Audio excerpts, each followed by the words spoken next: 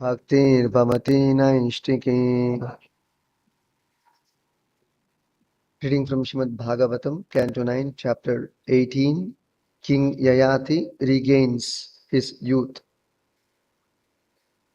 Text number 40. Please repeat after me. Shri Yaduhu Uvacha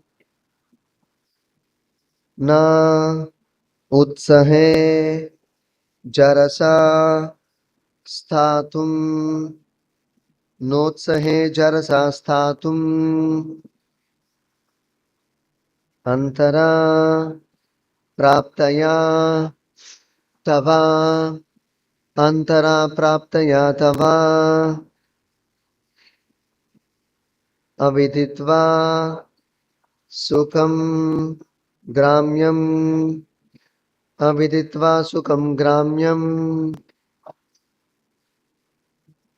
Vaitrishyam Na Eti Purushaha Vaitrishyam Naiti Purushaha Shri Yaduruvacha Notsahe Jarasa Sthatum Antara Praptaya Tava Aviditva Sukham Gramyam Vaitrishyam Naiti Purushaha Shri Yadhuruvacha Notsahe Jarasa Sthatum Antara Praptaya Tava Aviditva Sukham Gramyam Vaitrishyam Naiti Purushaha.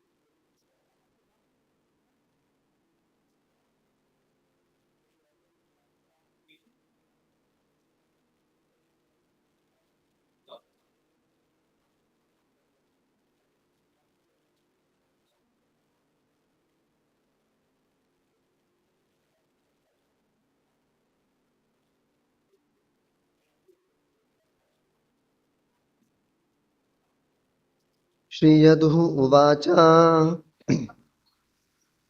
Yadu, the eldest son to Yayati, replied, Na utsahe, I am not enthusiastic. Jarasa, with your old age and invalidity. Statum, to remain. Antara, while in youth. Praptaya, accepted. Tava, your. Aviditva, without experiencing. Sukham, happiness. Gramyam, material or bodily. Vaitrishyam, indifference to material enjoyment. Na, does not. Eti, attain. Purushaha, a person. Translation and purport by His Divine Grace, Shri Abhay Charana Aravinda. Bhakti Vedanta Swami Srila Prabhupada Ki Jai. Translation. Yadu replied, "My dear father, you have already achieved old age, although you also were a young man. But I do not welcome your old age and invalidity, for unless one enjoys material happiness, one cannot attain renunciation." Can you repeat the translation? Yadu replied, "My dear father, you have already achieved old age, although you also were a young man. But I do not welcome your old age and invalidity, for unless one enjoys material happiness, one cannot attain renunciation." Purport. Renunciation of material enjoyment is the ultimate goal of human life. Therefore, the Varnashrama institution is most scientific.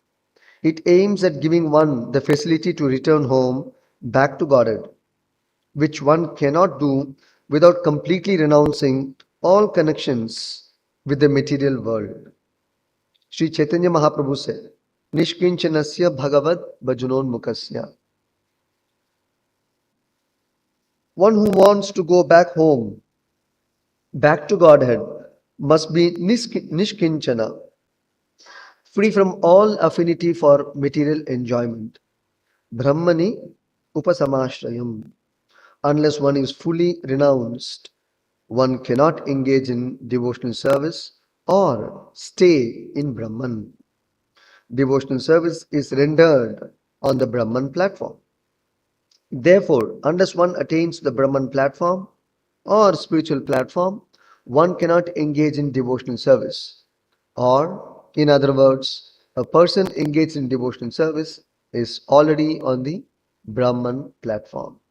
Mam chayo avyabhicharena bhakti yogena sevate sagunan samatitya brahma bhuyaya kalpate.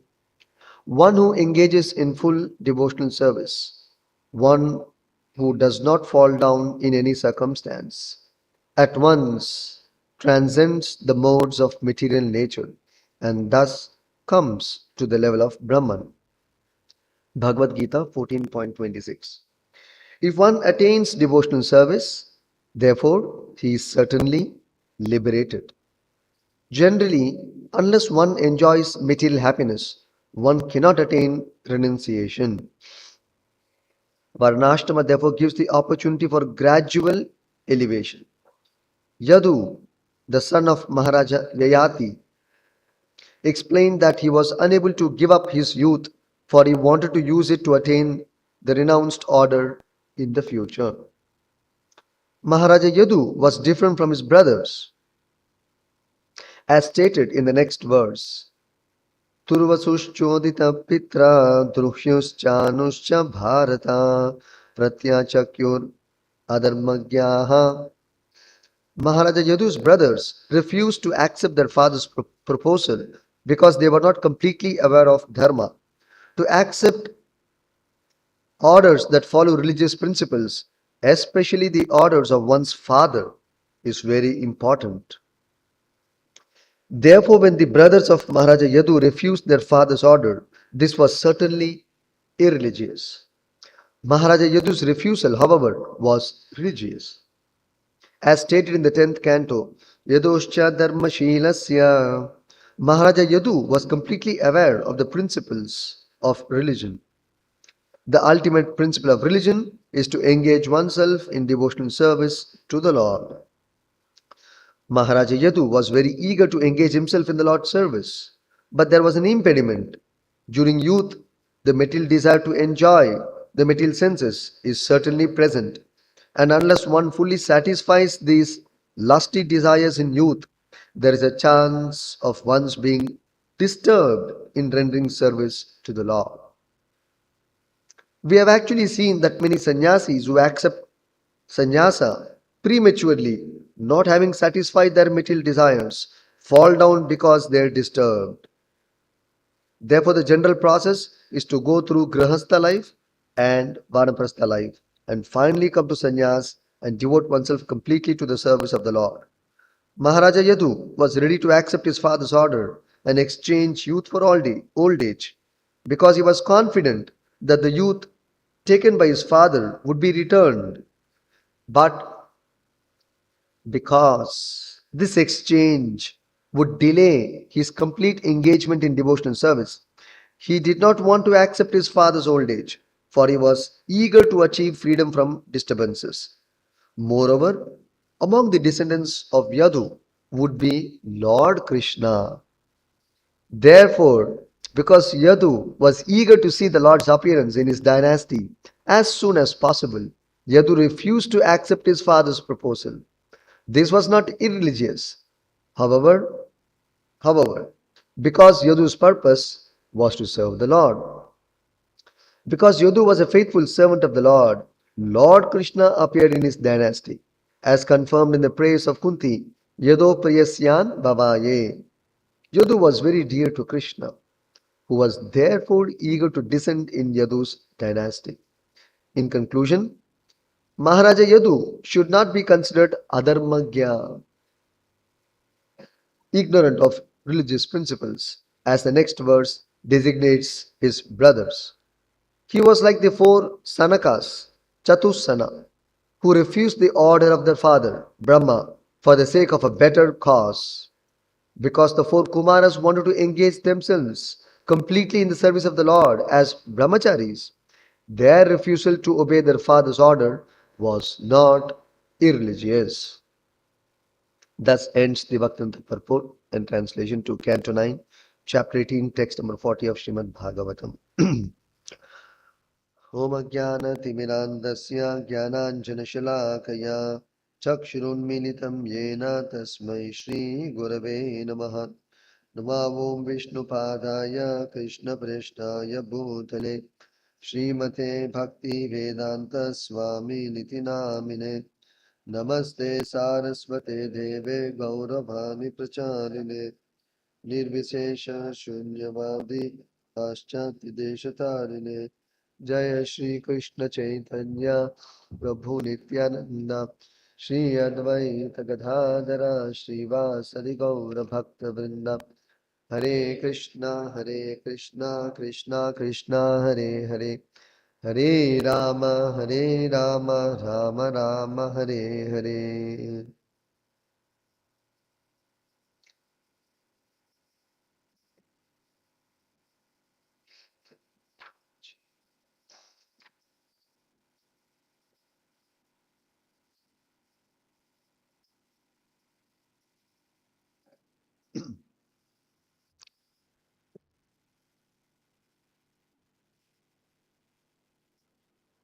This is a words spoken by a great king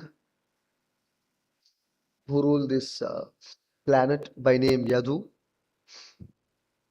And this King Yadu hails from the Chandra Vamsha or the Moon dynasty. In this world, in the ancient days, the kings, when the monarchy was prevalent, monarchy system of ruling this world was prevalent, there had been always descendants of kings from two particular dynasties. One is from the sun, the other is from the moon. It's called the Surya Vamsha and the Chandra Vamsha. So this King Yadu appears from the moon dynasty. Just to give you an idea, Surya Vamsha means from the sun, Chandra Vamsha means from the moon god. Just like Lord Ramachandra chose to appear from the dynasty of sun god, Lord Krishna chose to appear from the dynasty of moon god. So both the dynasties have become very glorious because of the Lord's appearance. So in this same moon dynasty, that's why Krishna is called Yadava, because of this king by name Yadu, such a great devotee of the Lord, who was very dear to the Lord. In the same dynasty, we can see the famous king Ranti Deva. Some of you might have heard. One of the most munificent or charitable kings the earth has ever seen. You might have heard of Shibi Maharaj. There was one more great king by the name Ranti Deva. Extremely charitable. He even didn't mind risking his life to do charity. That was the kind of charity he uh, did. Even Pandavas, they come in the Moon dynasty, Chandravamsha, or in the dynasty of Yadu, Arjuna, Yudhishthira Maharaj. Hmm? Shurasena, another great devotee of the Lord. So all these great devotees appear in this dynasty. So this king, Yadu, is speaking these words. So he is saying, Shri Yaduru Vacha, Antere Praptaya Tava. My dear father, Yadu is replying to his father, whose name is King Yayati, coming in the Moon dynasty. Another very great, powerful king. So King Yadu is telling his father, Antare praptaya tava, you have already achieved old age, although you are young, because of a certain curse. He quickly achieved old age. While being a young man, just got married, but he became young immediately, became old immediately, unfortunately. So therefore he's saying, Na utsahe jarasa sthatum. But my dear father, na utsaha, I'm not very enthusiastic to become old. Jarasa sthatum. I'm not enthusiastic to become old. I'm a young man. I don't want to be affected by old age and invalidity. Na utsaha, jarasa sthatum. Utsahe jarasa sthatum. So I'm not interested in old age and invalidity. Aviditva sukham gramyam. He's saying that without experiencing aviditva, without experiencing sukham gramyam, material happiness, while I am young, vaitrishyam na eti purushaha, I cannot develop detachment in the old age. If I don't enjoy material happiness now, I cannot attain vairagya toward the end of my life. And if I don't attain vairagya to the end of my life, then I cannot attain the kingdom of God, or I cannot attain the shelter of Krishna. Therefore, let me finish off this material business at the earliest so that my mind can turn towards Krishna without any disturbance.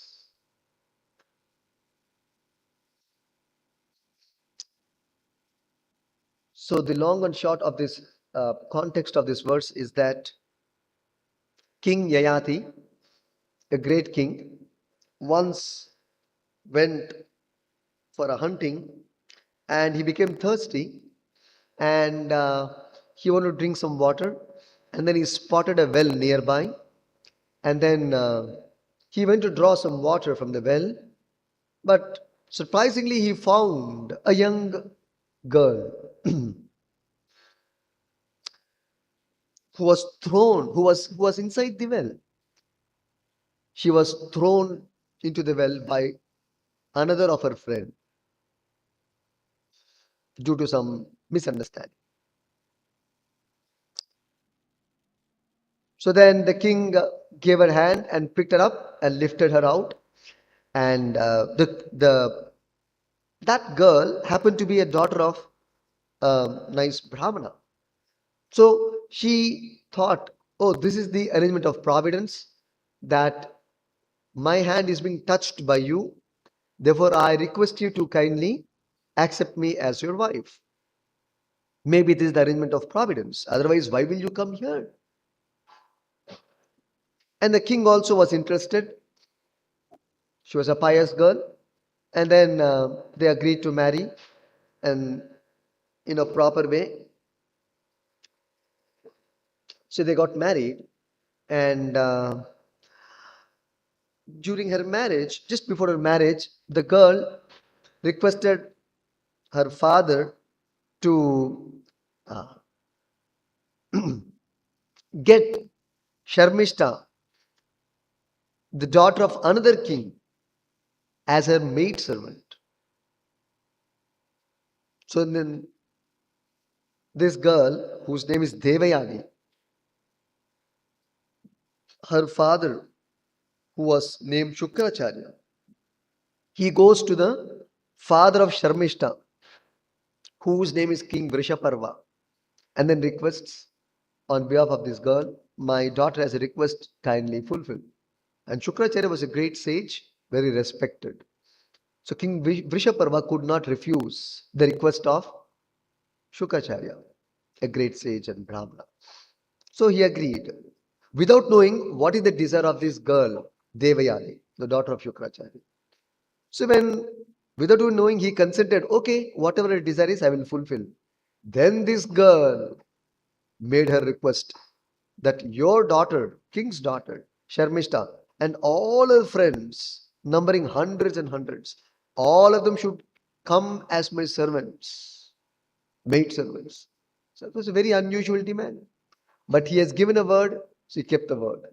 So that's how Sharmishta, she became a maid servant. Then, so they all came to the palace of King Yayati after marrying Devayani. So Shukracharya, he warned that you should not associate with any of these girls except my daughter. But he didn't say anything, he was silent. So soon, very soon, Devayani became pregnant and she gave birth to two very nice sons, very pious sons. So seeing this, naturally Sharmishta also desired to have some children. So she requested the king. The king obliged. But actually Shukracharya had warned, no, you should not associate with any other woman, any other girl who has come to the palace, along with my daughter. And if you associate, I will curse you to become old immediately. See, the Brahmana said such power those days. Just by cursing, somebody can become young. By cursing, somebody can become old. By cursing, somebody can die. So that much power they had. By blessing, they can give life also. They can extend life also. So,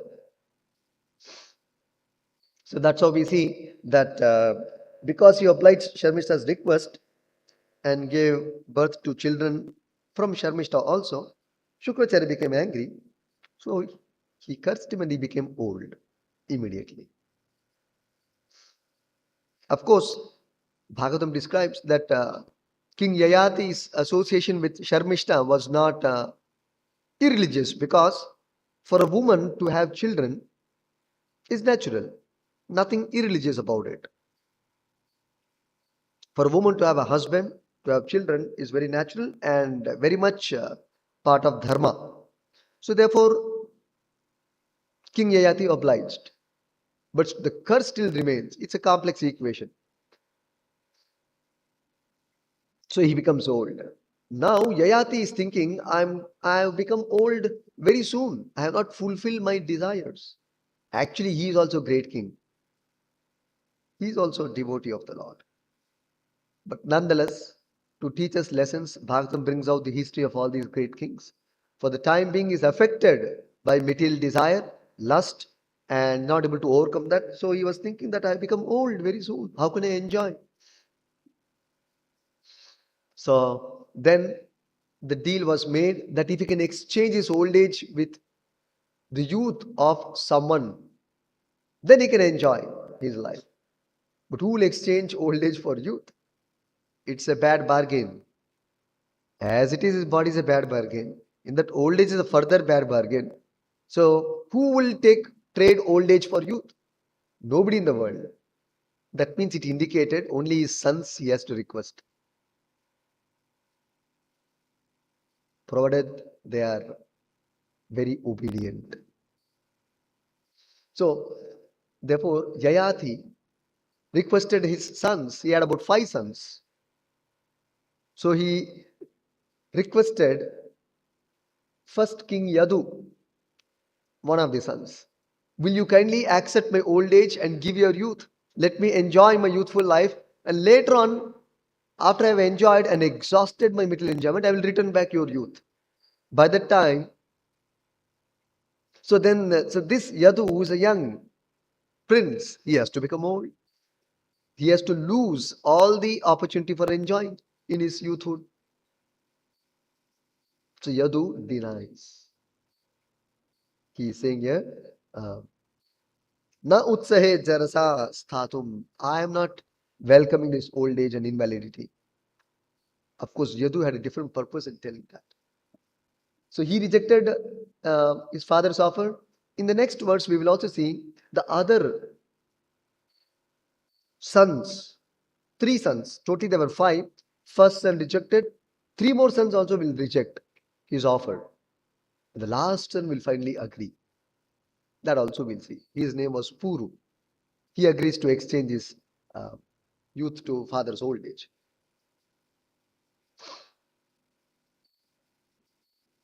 So, yeah, Krishna Balaram बोलता है प्रभुपाद की जय.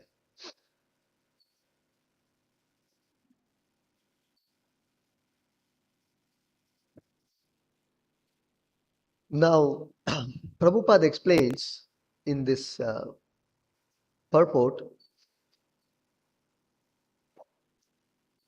there is a difference between Yadu rejecting his father's old age to the other sons of King Yayati rejecting the old age of their father. One was as per dharma, one was not, one was adharma. What does that mean? I'll clarify this point and then we'll discuss this verse. So Prabhupada explains in the purport that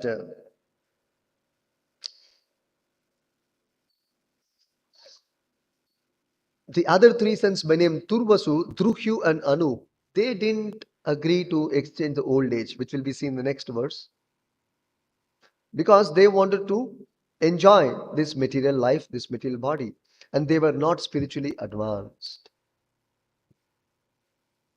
So they didn't knew the nature of material happiness. They were not aware of religious principles. Hmm? They were simply thinking that this youthful body is eternal. This life is eternal. This youthful body is going to be eternal. Being ignorant of the actual reality that very soon you'll become old. Whether you like or dislike, they refuse their father's order because they're thinking that we are young, let us enjoy. So why should we exchange our youth for father's old age and lose the opportunity for enjoying in this world, enjoying this life? So they were actually unaware of religious principles from this front, and also for disobeying the father's order. Because as per the Dharma Shastra, one should not disobey the father's order, who's on the who's a superior and in a respectable position, who's taken responsibility for the family. So there is no possibility of rejecting or disobeying father. That was the Vedic standard. Of course, today it's a different scenario. So nobody has any such understanding at all. Everybody is free to decide and and create his future, his life without consultation. But the Vedic system was not like that. One would always consult the father and take his direction. But the thing was, those days, the fathers and mothers, they were also highly spiritually advanced and highly cultured and very much enlightened in about spiritual life, spiritual knowledge, and they would impart spiritual knowledge to their children also. That was also true. So the parents were spiritually advanced. They knew the importance of spiritual life, and they would also impart that same knowledge and spirit to their children. And the children also of such parents would be very pious and very obedient. It was a complete package. It's actually a trend. The parents are God conscious, the children are God conscious. They will grow up, they will become God, then they will give birth to children, they'll also be Krishna conscious. Like that, the whole lineage, they were all highly pious and religious and Krishna conscious people who would very strictly follow religious principles. Unlike today, the parents themselves are not very much Krishna conscious, nor they believe in these religious practices. And naturally, the children whom they give birth also are not able to take part in spiritual life. More or less, they're all atheistic. The parents themselves are atheistic or hedonistic. Eat, sleep, and make merry. That's all. They're not interested in religion. So, so these sons rejected the father's order. But Yadu also rejected the father's order. He said, even I will not accept your old age. But there is a reasoning. Prabhupada explains in the purport very nicely. His reasoning is different. His reasoning is, if I don't satisfy my material desires when I am young, when I am old, it will still remain and disturb me when I fully want to engage in Krishna's service. So when I am engaged in devotional service, this material desire may disturb me. Therefore, let me exhaust off these material desires so that I develop complete vairagya detachment.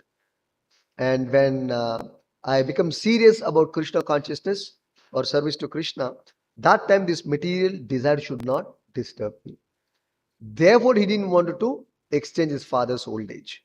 And he's also serious that at the earliest, he exhausts and satisfies the material desires and gets away with that once and for all and cultivate his dormant desire for devotional service. Awaken his Krishna consciousness. March towards self-realization. He was very eager towards becoming self-realized, God-realized. Therefore, he didn't want to postpone, delay the opportunity for God realization, self-realization. That's why he rejected. So there's a very big difference. This is one of the main reasons quoted. Of course, there was one more important reason Prabhupada quotes. Because in the dynasty of Yadu, Lord Krishna is about to appear. So he didn't want to delay the Lord's appearance. Because if he exchanges old age and after that he becomes young man, then that much long the appearance of the Lord will be delayed. We will see that. King Yayati, after he exchanged his youth to his old age to youth through his last son Puru, 1,000 years passed before he could return back the old age. 1,000 years passed before he could take back his old age and return the youth to his last son Puru. So 1,000 years would have been delayed for Krishna's appearance. That means we will not be. So everything would have been delayed 1,000 years.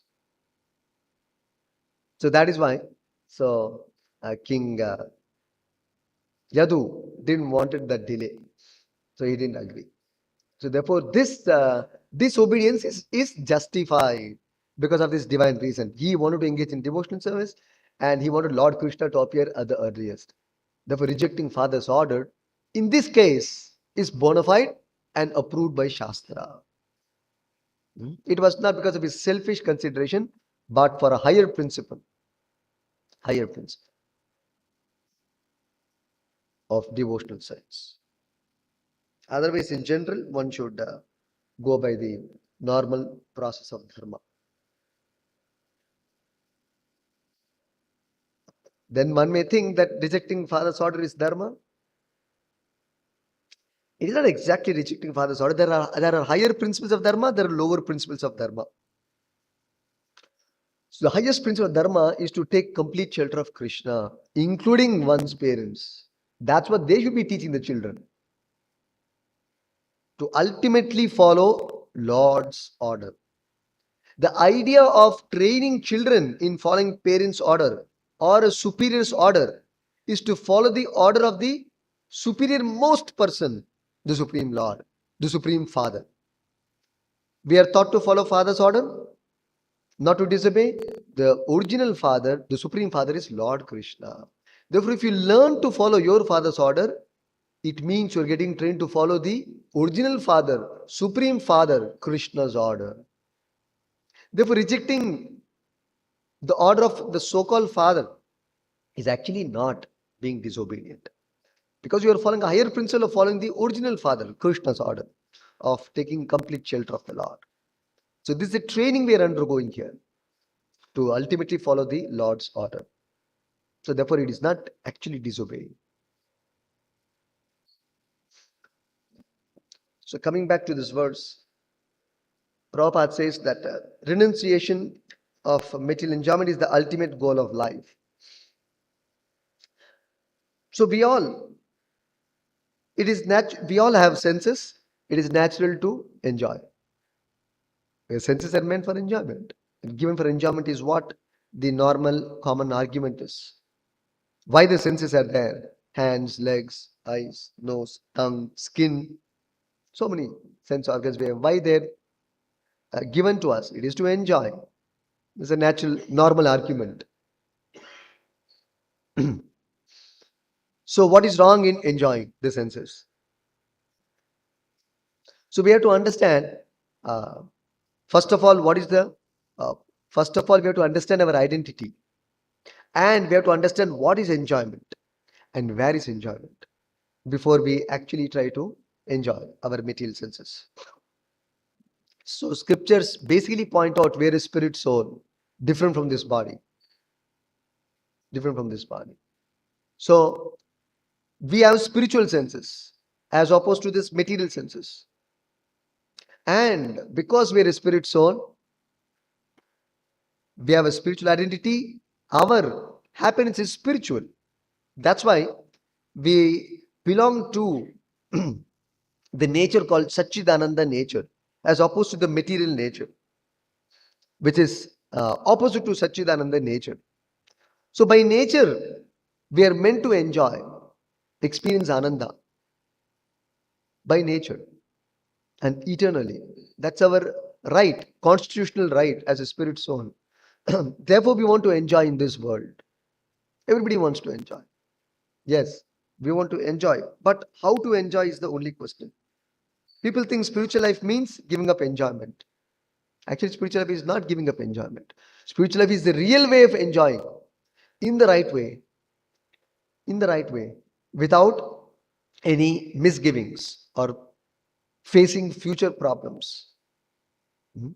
Enjoying the right way without getting into problems. That is spiritual way of life. Nothing is denied in spiritual life. Actually, scriptures explain material life is a diseased life and spiritual life is a healthy life. Prabhupada always gave this famous example. Just like when we are sick, suppose Prabhupada gave an example of a person by misfortune from his childhood he had been sick, and because of his sickness the doctor has prescribed that he has to uh, his food all through his life had been very very simple. He never tasted good food, healthy food, tasty food all through his life because of his sickness, disease. Just rice with little water and salt. All through his life he has eaten that. Or suji, little water and salt. That's all. All through his life. They say ganji in Kannada. Ganji uta they say. Yeah. Simply rice, boiled in water, and then mix little salt. All through his life he has eaten that. Or he has eaten what is called as bland food. Bland food means food without any salt, any chili. Sometimes sick patients are recommended that. So all through his life he has tasted that only. So one day the doctor called him when he's about 18 years old. So good news for you today. From now on. So he asked the doctor, what is the good news for me? From today onwards, you can start eating. My God. Again eating? And you're saying I've become healthy and again eating? So he detested at that very thought of eating. Because his idea of eating is saltless food, chililess food, tasteless food. That is his idea. So he's thinking healthy life means no more eating. Eating means horrible. Eating means sick state. Healthy state means no more eating. That is his experience of eating. He does not know. In the healthy state, you no more have to eat this tasteless food. You can eat nice gulab jamun, nice, palak paratha, aloo paratha, nice rasmalai, hmm, nice laddus cooked in ghee. He has no idea. So like that, uh, in this material life, our experience of enjoyment is like the sick man's enjoyment. So full of problems. As we try to enjoy, we are constantly faced with a break, a problem. Constantly. Always filled with problems. As we are planning and planning and planning to enjoy, every time there is a difficulty. Every time there is a difficulty. So that experience is not very pleasurable. Our experience of happiness in this world is not very pleasurable. We all have experience with our senses. So sometimes this example is given. If somebody gives you an ice cream is very nice. It's a strawberry ice cream. So that's very nice. But if that strawberry ice cream is filled with little sand, then every morsel you taste, it's very uncomfortable, right? There's a good experience of ice cream, and parallelly there's a disturbance of this sand. So how can you eat this ice cream? Simply the whole experience becomes miserable. Better you could have avoided the ice cream, isn't it? It's much better than eating the ice cream mixed with sand. So all our enjoyment in this world is like that. Always it is filled with disturbances, problems. So therefore sometimes we think spiritual life means no more enjoyment, is what generally people think. No more enjoyment. Therefore, some section of the people, they think, oh, spiritual life, no enjoyment. That is also a problem. Therefore, they avoid spiritual life. Either the idea of spiritual life is no enjoyment, or it should not be with any kind of enjoyment, because their experience of enjoyment is simply miserable. Ice cream mixed with sand. That's their experience. Therefore, they don't want any enjoyment. Some spiritualists declare voidness, zero. Make everything zero. That is their idea. But that's not true. So therefore, many people don't take to spiritual life. All these ideas are wrong. Spiritual life is full of joy. Just like that positive experience of food. They have no idea. Positive experience of food, gulab jamun, paratha, eh, malai laddu. Just- It is simply wonderful. The experience is simply wonderful. But they don't have experience. So like that, spiritual life, the scriptures as they describe, is full of joy. Full of joy. That's our nature, our swarupa, to experience ananda. So not suffering, misery. So, but here the experience is different. So therefore, uh, we should not mistake spiritual life to be miserable or free from enjoyment, free from happiness. No. Narad Muni also gives another interesting example. What are the kind of happiness we experience here? in his instruction to uh, uh, another set of princes who were the sons of another great king by name Prachina Barhi. I'm sorry, he was giving this instruction to the king himself, King Prachina Barhi. Again, one more ancient king. He was giving this example because that king also was very attached to enjoying in this world. So Narada Muni said that if at all they're enjoying in this world, the enjoyment experience is like this. It is simply burdensome. It's simply burdensome. The false experience of happiness. Actually, they don't experience any happiness. This is what Narada Muni is saying. So he gave an example.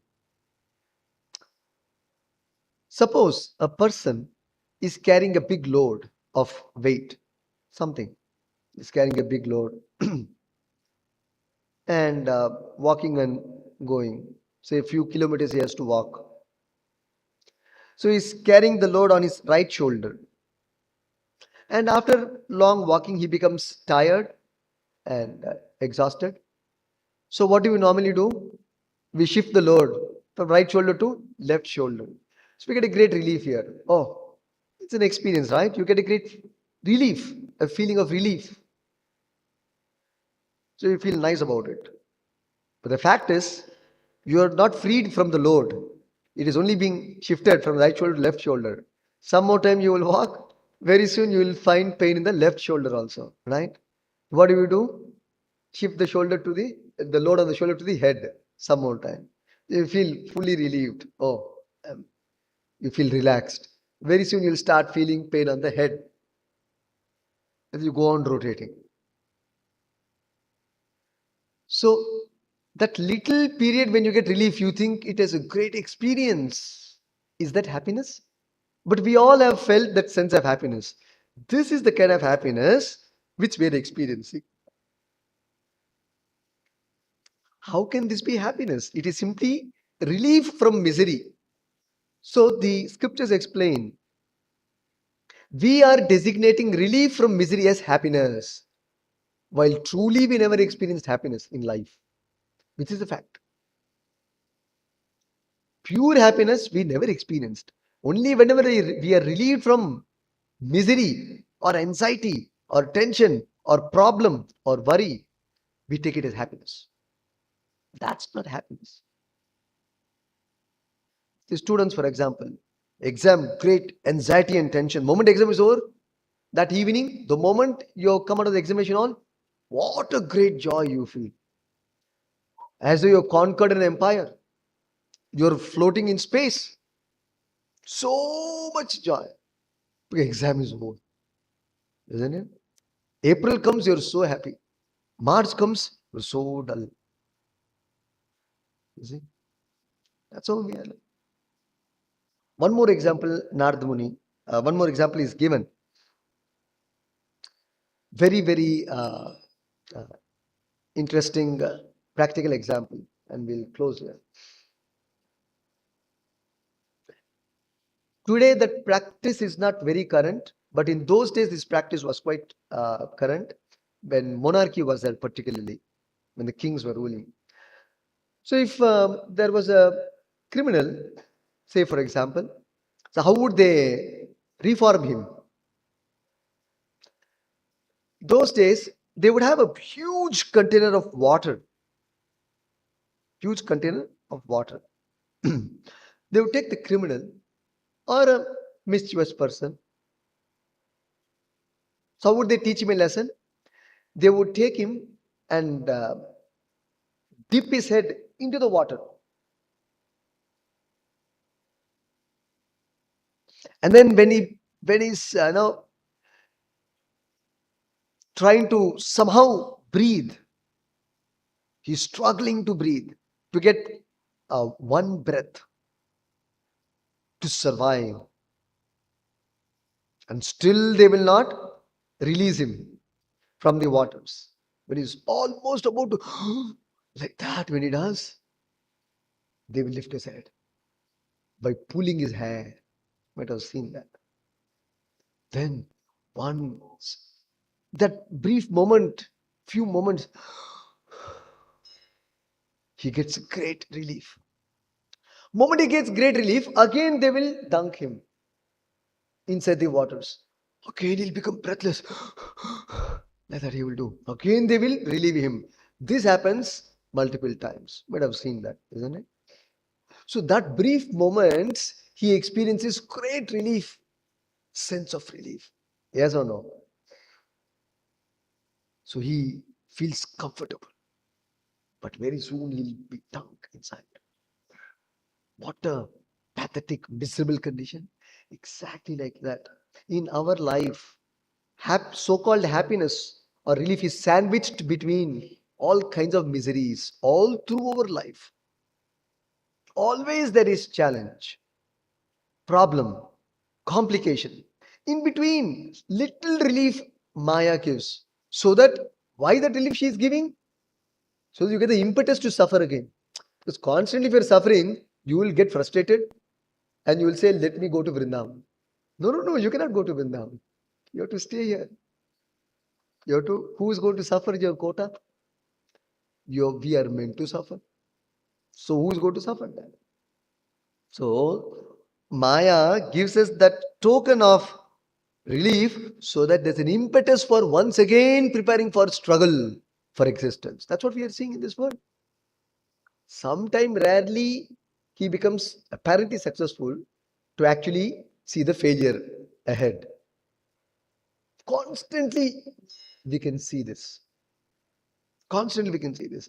Just the person who was third in the world in his wealth has dropped down to nowhere today. See, with hard work we go up, but very soon to see we are only going to come down. Only to come down, we are going up. So this is called the giant wheel of life. What is that? Giant wheel of life. In the exhibition grounds, you have this giant wheel in Mysore, it is there. That huge giant wheel. In your childhood, you might have gone. You sit in one of the seats there, and then the giant wheel will start. So you are in the downmost position. When that wheel starts moving up and up and up, you are the topmost position. Whole Mysore is under your control. You are the Maharaj of Mysore, Bahadur of Mysore. You feel like that when the giant wheel goes stop there. You are the Bahadur of Mysore province. Very soon it comes down. You feel extremely depressed. People go to depression. This is called depression. Oh, I cannot see, outside exhibition also. So low I have become. People say, I become very down, Prabhuji. So low I have become, I require counseling. Again, very soon you'll become the Bahadur of Madras or Bahadur of Delhi, Delhi Sahib. And then again you'll become an ant. You'll come down again. So this chakkar goes on constantly in your life. Simply misleading. Come out of the giant wheel. That is life. This is just an illusion. There is no real happiness, just psyched up. Both, both the feelings are simply illusory, misleading. But there's a real life, eternal life full of joy and happiness. Krishna is promising the spiritual world. You come there for eternal life of knowledge and happiness, full of joy, like that gulab jamun. Not that sick food during the sick times or ice cream with sand. Pure ice cream. Real gulab jamun. Not illusory gulab jamun. So like that, there are many, many examples given in the Shastra to make us realize and appreciate. Ultimately, the Lord wants us to experience real happiness, not illusory happiness, called Marichaka, Maya Marichaka. Mrigatrishna, many words are used. It's simply misleading. The happiness here is simply misleading. If you're given a duplicate product instead of original, are you not being cheated? You're being cheated, right?